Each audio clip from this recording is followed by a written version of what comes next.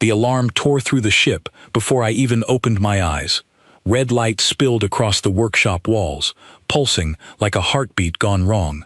I was still pulling my boots on when the door slammed open and she stumbled in, one arm pressed against her side, her chest plate cracked down the middle like a stone struck by a hammer. Her name was Silvara. Everyone on the ship knew it, even if most of them never dared speak to her. She was Threxian, a warrior born from a race that measured worth in scars and victories, and she stood a full head taller than me, with skin the color of storm clouds and eyes that looked like they had seen 100 wars and were ready for 100 more.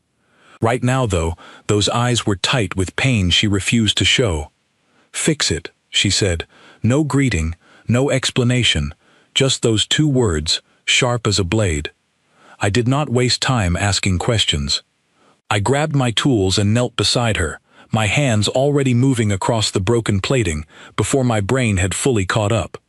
The armor was old, older than anything I had worked on before, etched with symbols that ran in careful lines down every panel. Even cracked, it looked like something sacred. "What happened out there?" I asked, more to keep her calm than out of real curiosity. "An ambush," she said through clenched teeth. 3 ships. We lost one of ours." I glanced up at her. There was blood at the edge of her jaw, dark and slow. She was still standing, still breathing steady, but I could see the way her hand trembled slightly at her side, the way she was holding back more pain than she wanted to admit. "You need medical attention before armor repair," I said. "The fleet regroups in 2 hours," she said flatly. "If my armor is not whole, I am not whole. Medical can wait." I wanted to argue. Every instinct told me to argue, but I had learned quickly, since coming aboard this ship, that Threxian warriors did not bend easily, and Silvara bent less than most. So instead I nodded, pulled my case of tools closer, and got to work. The plating was fused with a strange alloy, something denser than anything from Earth, but the fracture pattern was familiar enough. Stress along the left seam, likely from a direct hit that should have killed her. I ran my fingers along the crack, feeling the heat still radiating from the metal. "This took a serious blow," I said. "A plasma cannon," she said. "Point blank." I looked up sharply. "You survived a point-blank plasma hit." "The armor absorbed most of it," she said, and for the first time, something flickered across her face that was almost like pride. "It has survived worse.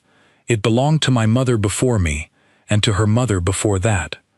I understood then why she would not go to medical first. This was not just protection, it was memory, it was history welded into steel.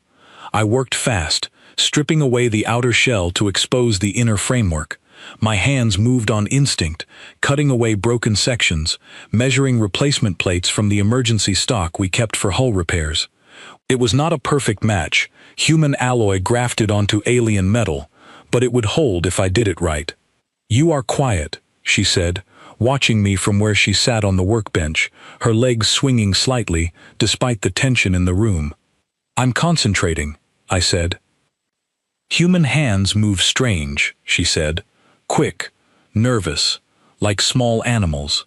And yet here I am, fixing something your own engineers said would take a full day," I said, allowing myself a small smile. She huffed, something between annoyance and amusement.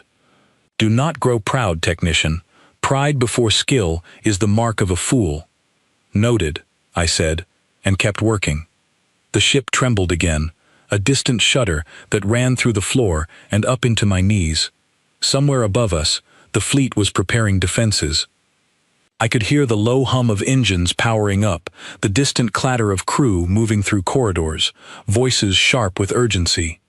"They are close," Silvara said, tilting her head slightly, as if she could hear something through the walls that I could not. "How do you know?" "I feel it," she said. "Warriors of my line are trained to sense danger before it arrives. It is in the blood."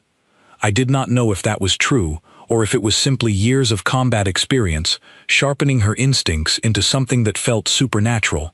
Either way, I believed her. I welded the last seam into place, my hands steady despite the tremble of the ship around us. The metal glowed faintly under the heat, then cooled as I ran the sealant along the edges. It was not beautiful.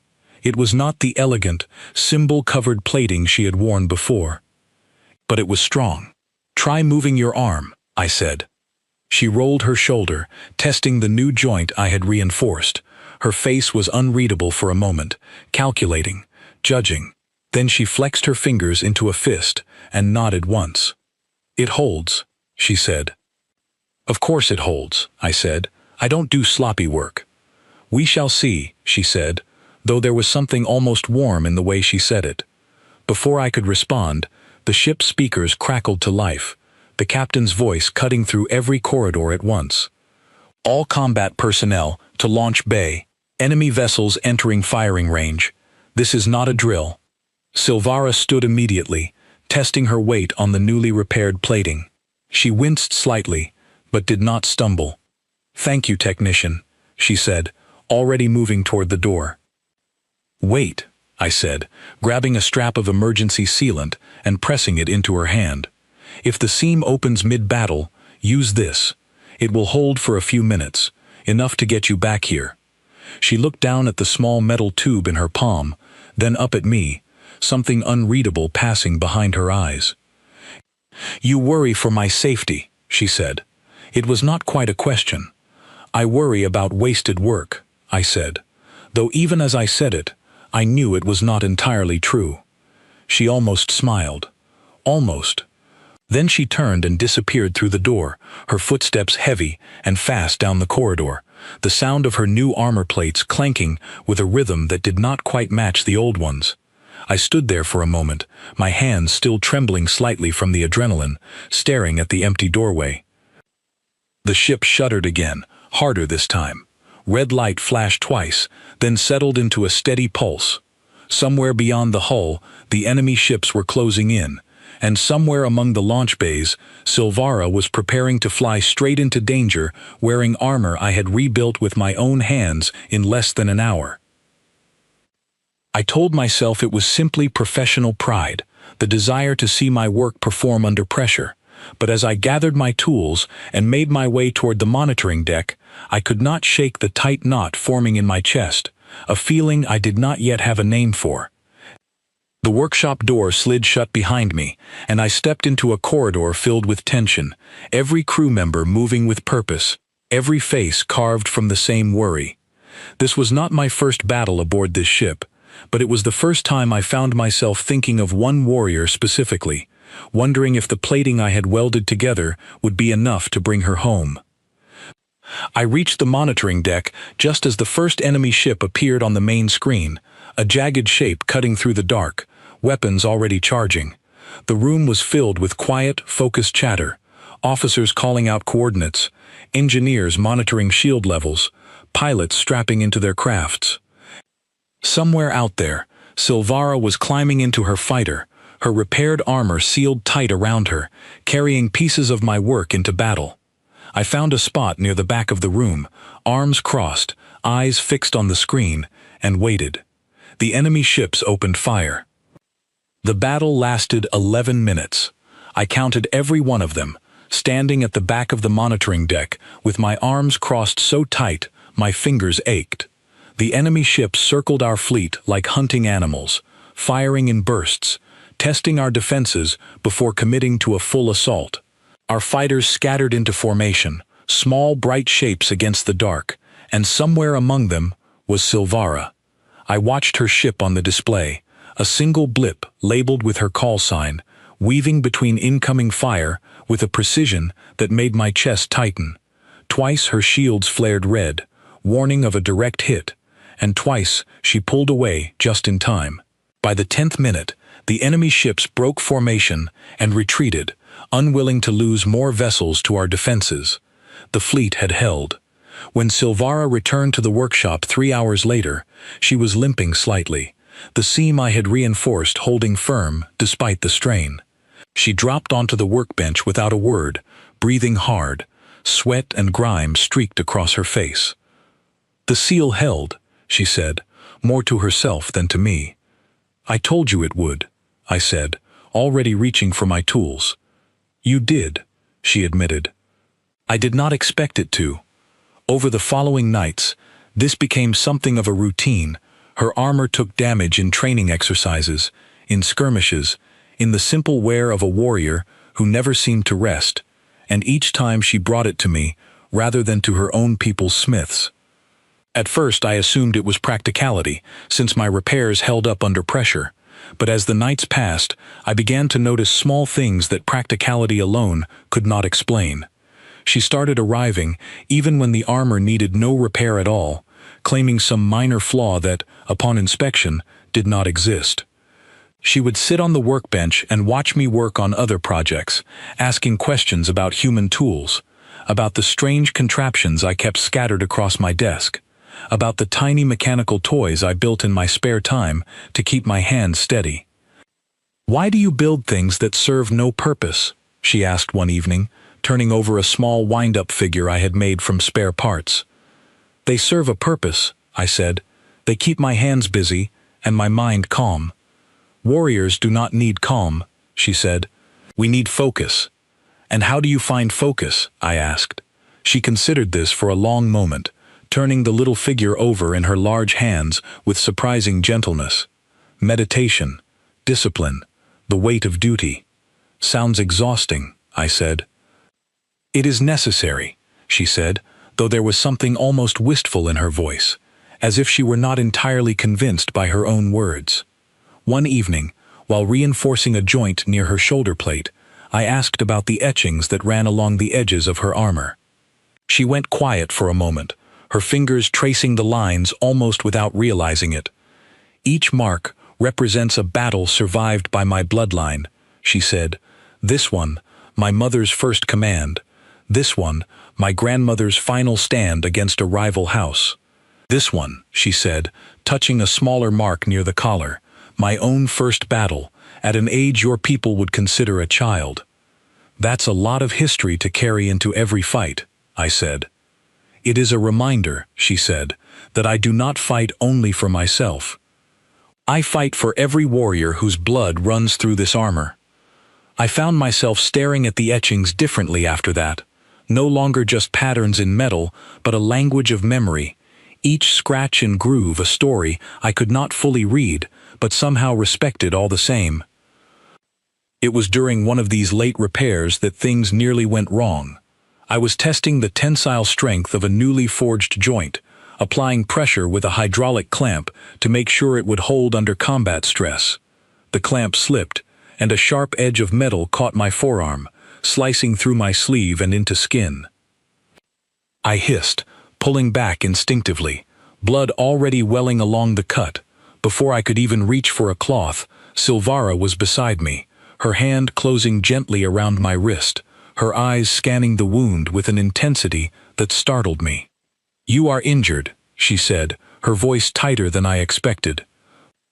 "It's just a cut," I said. "Happens all the time in this line of work." "It is bleeding," she said, as if that settled the matter entirely. She reached for the medical kit on my desk before I could stop her, tearing open a sterile wrap with hands that, despite their size, moved with surprising care. "You don't have to," I started, but she cut me off with a sharp look. "Be still," she said, and there was something in her tone that made me obey without argument. She cleaned the wound and wrapped it with practiced efficiency, her large fingers surprisingly gentle against my skin. When she finished, she did not immediately let go of my arm, her thumb resting lightly against the edge of the bandage. "You humans are fragile," she said quietly. "It worries me, how easily you can be hurt." "I've survived worse than a scratch," I said, trying for lightness. "That is not the point," she said, finally releasing my arm and stepping back, though her expression remained troubled. "Warriors expect injury. It is part of the path we choose. But you are not a warrior. You should not be bleeding in a workshop at midnight because of my armor." "I choose to be here," I said. "Nobody forces me to stay this late." She studied me for a long moment, something unreadable passing behind her eyes. "Then why do you stay?" The question hung in the air between us, simple but heavy with implication. I opened my mouth to answer, then closed it again, unsure of what exactly I wanted to say. The truth felt too large for the moment, too complicated to explain in a workshop stained with grease and steady work. Because the work matters, I finally said, which was true, though it was not the whole truth. She nodded slowly, accepting the answer, even though something in her expression suggested she knew there was more beneath it. She did not push further, but the air between us had shifted, subtle and undeniable, like a seam that had been tested and found to hold under pressure it was never designed to withstand. After that night, she began speaking more openly about her past, about the harsh training grounds where Threxian children were raised from birth to endure pain without complaint, where affection was considered a weakness to be trained out of every young warrior. She told me about losing her mother in battle when she was barely old enough to understand what death meant, about being handed her mother's armor before she had even finished mourning, expected to carry the weight of her bloodline without hesitation. In turn, I told her about my own life, about growing up in a small town on Earth where my father taught me to fix engines before I could properly read, about losing my job during hard times and taking this posting because it was the only opportunity that came my way, about the strange comfort I found in machines that, unlike people, always responded predictably to careful attention. "Machines do not surprise you," she said one night, watching me solder a delicate connection with steady hands. "Not usually," I agreed. "And yet," she said, "you seem comfortable with surprise now." I looked up at her, and something in her expression made my chest tighten in a way that had nothing to do with the ship's questionable heating system. "Maybe I'm getting used to it," I said. She smiled then, small and rare, the kind of smile that seemed to catch even her off guard. "Perhaps," she said, "surprise is not always unwelcome." Neither of us spoke of what exactly we meant by that. The armor sat between us on the workbench, patched and reinforced, a quiet witness to something neither of us was ready to name. But as the nights passed, the workshop stopped feeling like simply a place of repair and started feeling like something closer to a shared refuge, one built slowly out of steel, trust, and the growing weight of unspoken feeling. The call came at the worst possible hour, deep into the ship's night cycle when most of the crew were asleep and the corridors carried only the low hum of engines. I was still in the workshop, finishing a modification I had promised Silvara days earlier when the intercom crackled with the captain's voice, sharp and urgent. "All hands, brace for combat. Enemy fleet detected on long-range scanners. This is not a drill. All warriors report to launch bays immediately." I dropped my tools and ran, my heart hammering against my ribs before I even understood why. By the time I reached the launch bay, chaos had already taken hold, pilots suiting up, ground crews shouting coordinates, the massive bay doors grinding open to reveal the dark expanse of space beyond. I found Silvara near her fighter, already half-dressed in the newly reinforced armor, her expression calm despite the storm of activity around her. Calm, but focused, the way a blade looks right before it is drawn. "How many ships?" I asked, falling into step beside her. "Scanners report 6, she said, "possibly more hidden behind debris fields. This is larger than the last engagement." "Your armor should hold," I said, though even as I said it, doubt crept into my voice. 6 ships was a significant force, larger than anything we had faced since I came aboard. She paused, turning to face me fully, her hand resting briefly against my shoulder in a gesture that felt strangely intimate for someone who claimed to value discipline above all else. "If I do not return," she started. "You will return," I said, cutting her off before she could finish that sentence. "I didn't spend 3 nights reinforcing that plating just so you could give up on it now." Something flickered across her face, gratitude perhaps, or something closer to affection she refused to name. She nodded once, sharp and final, then turned toward her fighter without another word. I made my way to the monitoring deck, my hands trembling slightly as I took my usual position near the back of the room. The main display filled with a swarm of red markers, enemy ships closing in from multiple directions, their formation too organized to be a simple raid. This was a coordinated assault. The fleet scrambled into defensive positions, our fighters launching in staggered waves, weapon systems charging across every vessel. I watched Silvara's marker separate from the others, moving toward the flank where the enemy formation seemed thinnest, a tactic I recognized from previous battles as one of her preferred strategies, drawing fire away from slower ships to buy them time. The first exchange of weapons fire lit up the display in brilliant flashes, our ships weaving between incoming shots with practiced precision. For the first few minutes, it seemed almost controlled, both sides testing the other's defenses before committing fully. Then everything changed at once.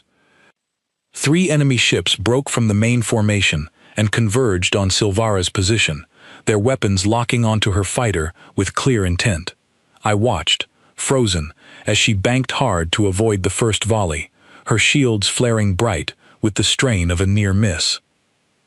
"She's drawing heavy fire," someone near me muttered, watching the same display with growing concern. I could not look away. Every maneuver she made, every burst of engine thrust to dodge incoming fire, felt like it was happening in slow motion, my chest tightening with each near miss.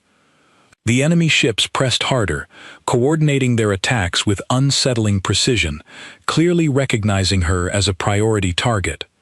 Then one shot connected.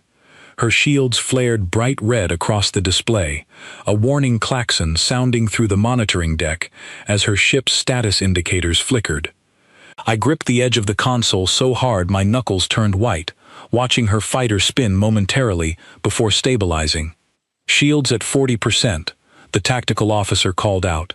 "She's taking heavy damage." "Pull her back," I said, though I had no authority to give such orders, and everyone in the room knew it.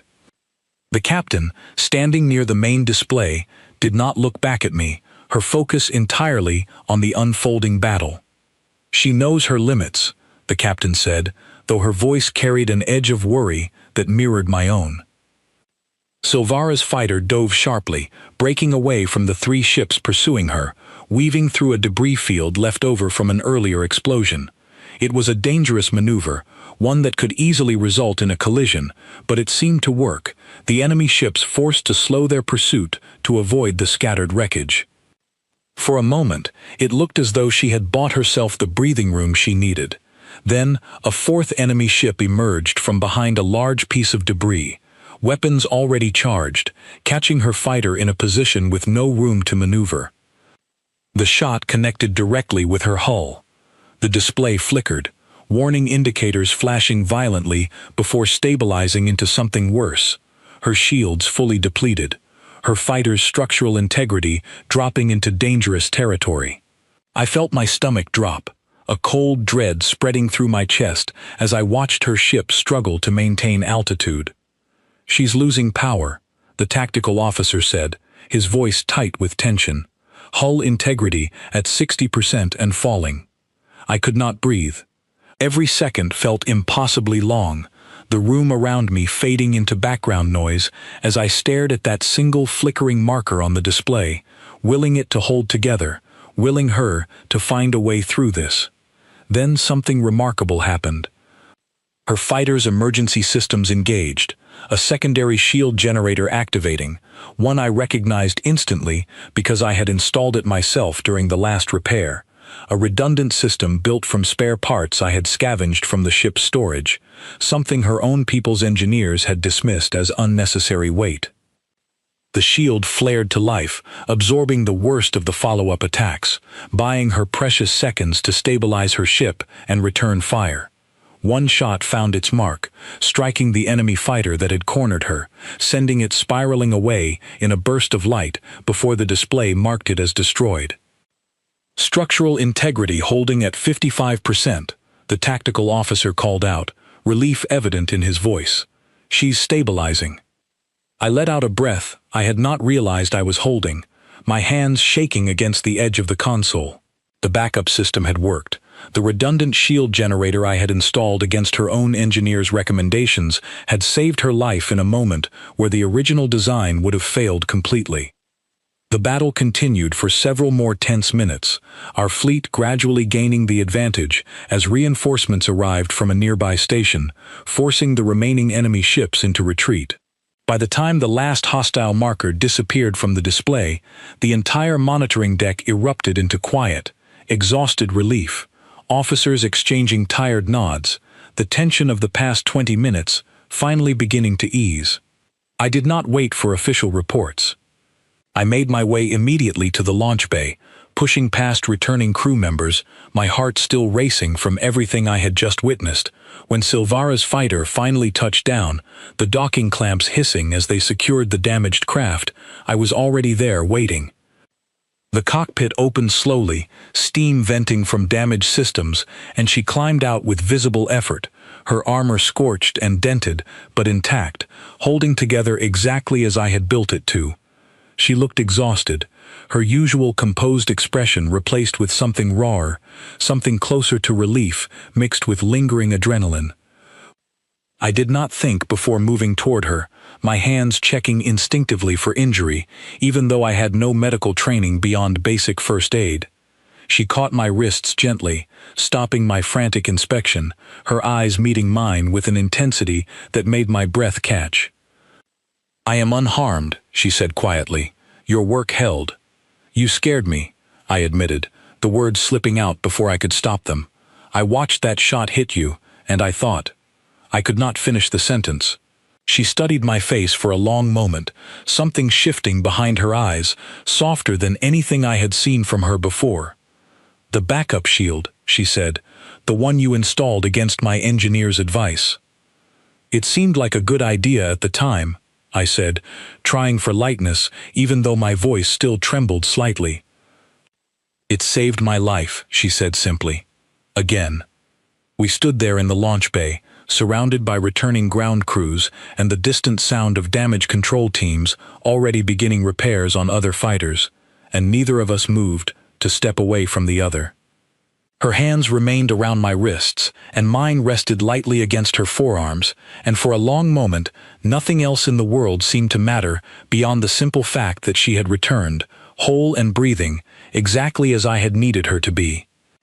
"Come to the workshop," she said eventually, her voice quieter than I had ever heard it, "when you are finished here." "The armor needs repair," I said, though we both knew that was not the true reason behind the request. "Yes," she said, though her eyes held something that suggested the repair was simply an excuse for something neither of us was quite ready to name aloud. "The armor needs repair." I nodded, watching her walk away toward the medical bay for a mandatory checkup, her steps steady, despite the visible exhaustion in her posture. I stayed behind for a moment longer, staring at the damaged fighter, at the scorched plating I had reinforced with my own hands, and felt something settle deep in my chest, a certainty I had been avoiding for weeks, finally rising to the surface. I was no longer simply fixing her armor because the work mattered. I was fixing her armor because she mattered, more than I had allowed myself to admit, more than either of our positions aboard this ship should have permitted.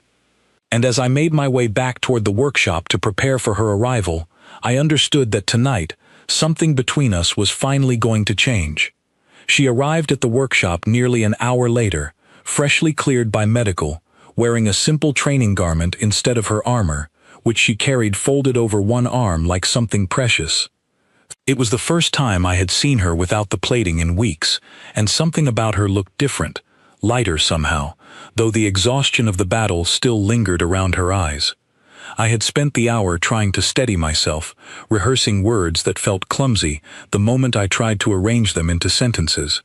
None of it mattered once she stepped through the door, because the moment she looked at me, every rehearsed thought scattered like scrap metal in a solar wind. "The armor," she said, setting it gently on the workbench. "It can wait until tomorrow," I said. "You should rest." "I do not wish to wait until tomorrow," she said, and something in her tone made my chest tighten again, though this time not from fear. I moved to stand beside her, close enough that I could feel the residual warmth still radiating from her skin, a Threxian trait I had learned came from their naturally higher body temperature. She did not step back, and neither did I, the space between us shrinking without either of us fully deciding to close it. "Today," she said slowly, choosing her words with obvious care, "when the shot struck my ship, my final thought was not of my bloodline, or of duty, or of the honor of my house." "What was it?" I asked quietly. "You," she said simply. "I thought of you, standing in that workshop, and I did not want my last memory to be anything other than seeing you again." The confession hung in the air between us, heavier than anything either of us had said before. I felt my own heart racing, not from fear this time, but from the sheer weight of what she had just admitted. A warrior trained her entire life to value duty above all else, telling me that in her final moment of danger, she had thought of nothing but returning to a workshop and a human technician she was never supposed to care for. "Silvara," I started, unsure of what exactly I intended to say next. "Do you care for me?" she asked, cutting through my hesitation with the same bluntness she brought to every battle, every conversation, every moment of her life. There was no hesitation in the question, no softening of the words to make them easier to answer. Threxian culture, she had once told me, valued honesty above comfort, and she was asking me now with the same directness she would use to question a rival on the battlefield. I opened my mouth to answer, then closed it again, the weight of the question settling over me. Every instinct told me to deflect, to make a joke, to retreat into the safety of professional distance that had protected me from complicated feelings for most of my adult life. But looking at her now, waiting for my answer with an openness I had never seen from her before, I found I could not bring myself to hide behind easy words. "Yes," I said finally, my voice steadier than I expected. "I care for you, more than I think either of us expected, more than probably makes sense given everything about our situation. I've spent weeks telling myself this was just about the work, about pride in fixing something well, but that stopped being true a long time ago." She stared at me for a long moment, something vulnerable crossing her features, an expression I had never associated with someone raised from birth to value strength above all else. "My people do not speak easily of such things," she said quietly. "Warriors are trained to view attachment as a weakness, something that clouds judgment and slows reaction in battle. I have spent my entire life avoiding exactly this feeling." "And now?" I asked. "Now," she said, "I find myself standing in a workshop, admitting to a human technician that his safety matters more to me than any battle I have ever fought. I do not know what to do with such a feeling." "You don't have to do anything with it right away," I said. "We can figure it out together, if that's something you want." She considered this for a long moment, her expression thoughtful, the careful calculation of someone who approached even matters of the heart with the same discipline she brought to combat. Then, slowly, she reached out and took my hand in hers, her grip gentle, despite the obvious strength she carried in every movement. "Among my people," she said, "there is a gesture reserved for those we choose to trust completely. Beyond friendship, beyond duty, it is rarely given, and never given lightly." "What is it?" I asked. She lifted my hand and pressed her forehead gently against my knuckles, a gesture so simple, yet so clearly significant that I felt something tighten in my throat. She held the position for several long seconds, her eyes closed, before finally lifting her head again to meet my gaze. "This is how my people offer their trust," she said. "It says, I place my safety in your hands without fear." I did not know the exact human equivalent that would carry the same weight, but I understood instinctively what I wanted to offer in return. I reached up and gently placed my palm against the side of her face, my thumb tracing lightly along her jaw, a gesture I had seen shared between people back on Earth in moments of quiet affection. "And this," I said softly, "is how we show the same thing. It says, I choose to stay, even when staying is difficult." She leaned into the touch slightly, something in her posture softening in a way I had never witnessed before, the rigid discipline of a warrior giving way, just for this moment, to something quieter and more vulnerable. "I do not know how this works," she admitted. "A warrior and a technician, a Threxian and a human, my people will not easily accept such a bond." "My people might not either," I said, "but I'm not particularly interested in easy right now." She almost smiled at that, the same small, rare smile that always seemed to catch her slightly off guard. "No," she agreed, "neither am I." We stood there for a long while after that, neither of us in any particular hurry to step away from the moment, the damaged armor sitting forgotten on the workbench beside us. Eventually, she picked it up again, turning it over in her hands with a thoughtful expression. "Will you still repair this?" she asked, "even though everything between us has changed?" "Especially because everything has changed," I said. "Though I think from now on, you're going to have to actually need repairs before showing up here late at night." She laughed then, a genuine sound I had rarely heard from her, warm and unguarded, in a way that made something in my chest ache pleasantly. "Perhaps," she said, "I will simply have to find new excuses." "Or," I said, "you could just come, because you want to see me." No excuses required. She considered this seriously, the way she considered everything, weighing the idea with genuine thought rather than dismissing it lightly. "Yes," she said finally, "I believe I would like that very much." We spent the remainder of that night working on the armor together, her seated on the workbench while I repaired the scorched plating, the conversation flowing easily between us in a way it never had before, free now of the careful distance we had both maintained for weeks. By the time the ship's artificial dawn cycle began to lighten the corridors outside, the armor sat finished beside us, stronger than before, and something between the two of us had been forged just as carefully, just as deliberately, out of steel, honesty, and the quiet courage it had taken both of us to finally speak the truth aloud.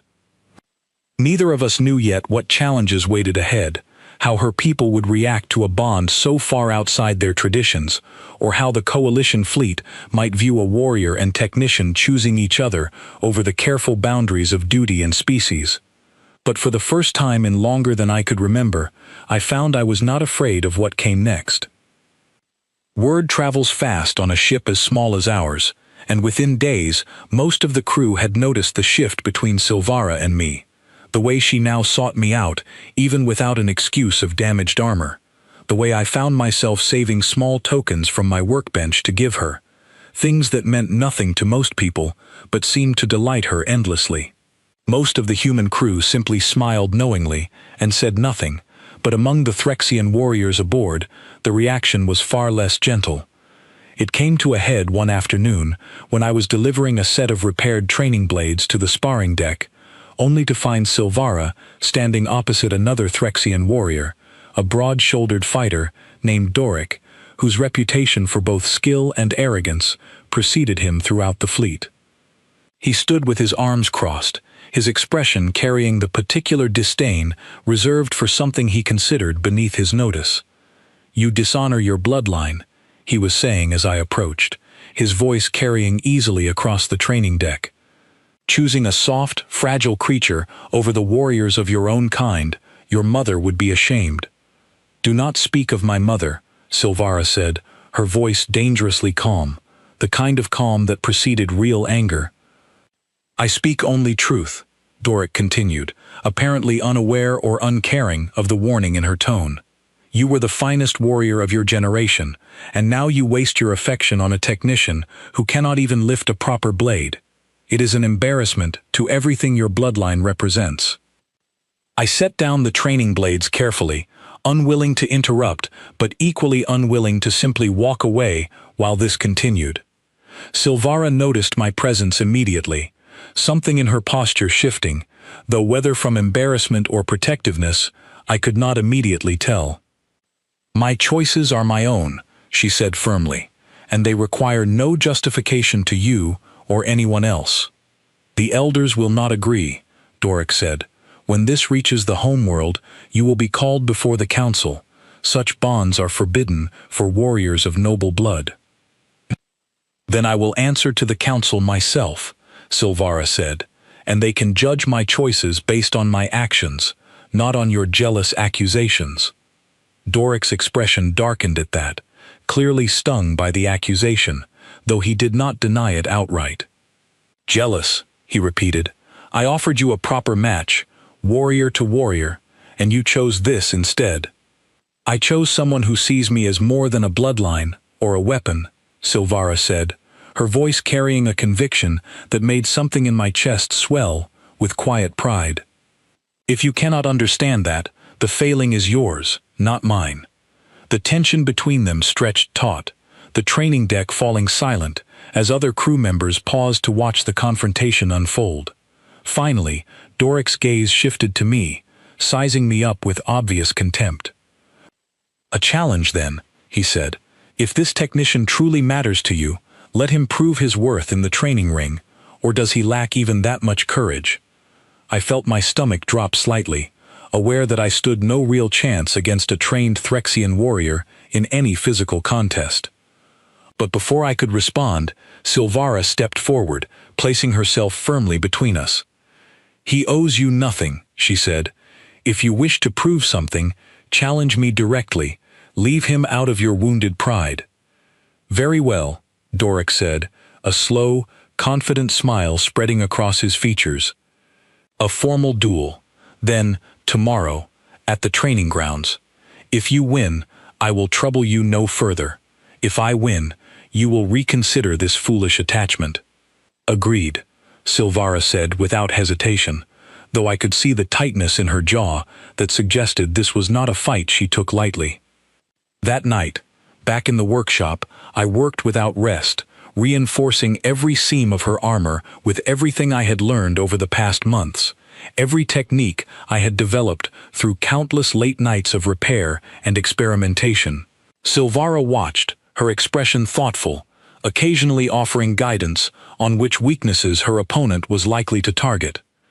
You do not have to do this, I said at one point, my hands pausing over a particularly delicate weld. Yes, she said quietly, I do. Not because his words wounded me, but because I will not allow anyone to diminish what exists between us, human or Threxian. This bond deserves to be defended, not hidden. I finished the repairs just as the ship's night cycle gave way to morning, the armor stronger than it had ever been, every joint reinforced with lessons learned from months of careful work. Silvara tested each movement, satisfaction evident in her expression as she confirmed the plating held firm under stress that would have compromised any previous version. The training grounds were crowded by the time the duel began, word having spread quickly through both the human and Threxian portions of the crew. Doric entered first, confident and imposing, his own armor gleaming with the traditional polish of Threxian craftsmanship. Silvara followed moments later, and despite my nervousness, I felt a swell of pride watching her walk into that arena, her repaired armor moving with her like a second skin, every reinforcement I had added holding perfectly under the weight of her stride.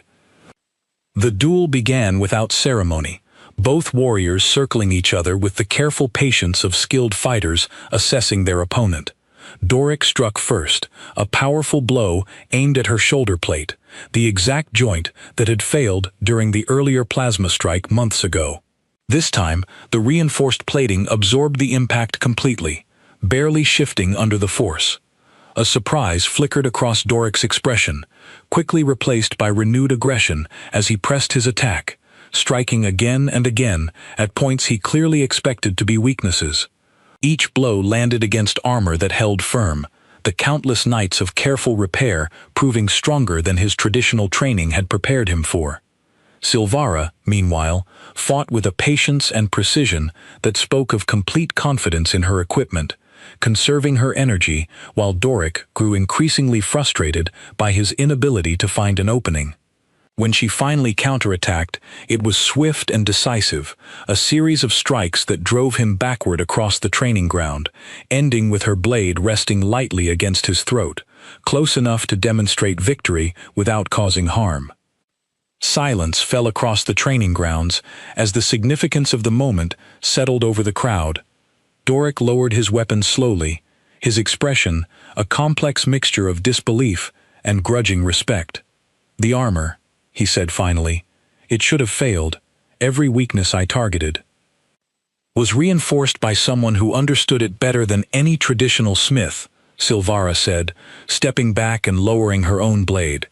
"The technician you dismissed as unworthy saved my life in battle, and today he ensured my victory as well. Perhaps you should reconsider what makes a warrior worthy of respect."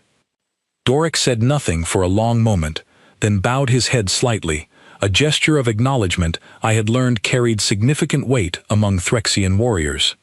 "I withdraw my objection," he said quietly. "Your choice is your own, and today you have proven it need not weaken your strength." The crowd began to disperse slowly, murmurs of conversation rippling through both human and Threxian crew members, the tension of the confrontation giving way to something closer to quiet acceptance. Silvara made her way toward me, still breathing slightly heavy from the duel, her expression carrying a mixture of triumph and relief. "You did well," I said, unable to keep the pride from my voice. "We did well," she corrected, reaching out to take my hand without hesitation, uncaring of who might witness the gesture. "Your work protected me exactly when I needed it." In the weeks that followed, word of the duel spread throughout the fleet, and slowly, attitudes began to shift. Other Threxian warriors, initially skeptical of a bond between warrior and technician, began seeking me out for repairs and modifications, curious about the techniques that had proven strong enough to withstand a formal duel. What had once been viewed as an embarrassing attachment slowly transformed into something the fleet began to respect, even admire. Silvara and I continued our nightly ritual in the workshop, though now it carried the openness of something no longer hidden or questioned. Her visits were no longer disguised as necessary repairs, but simply acknowledged as choice, a warrior seeking out the company of someone she had chosen to trust completely, and a technician who had found, in an alien warrior with scars along her armor and history woven into every etching, someone worth building something lasting with. The coalition fleet moved on to new battles, new challenges, new dangers waiting among the stars, but through it all, the workshop remained a constant, a place where broken things were carefully rebuilt, stronger than before. And slowly, the crew began to understand something that Silvara and I had already discovered in the quiet hours of countless late nights, that strength was not found only in bloodlines or traditions, but in the willingness to trust something new, to mend not just armor, but the parts of ourselves we never knew were broken until someone patient enough came along to fix them. Humanity's reputation aboard that ship shifted slowly after that, no longer viewed simply as fragile creatures too soft for real battle, but as people capable of a different kind of strength, one built from patience, careful attention, and the courage to care deeply even when the odds and traditions stood against it.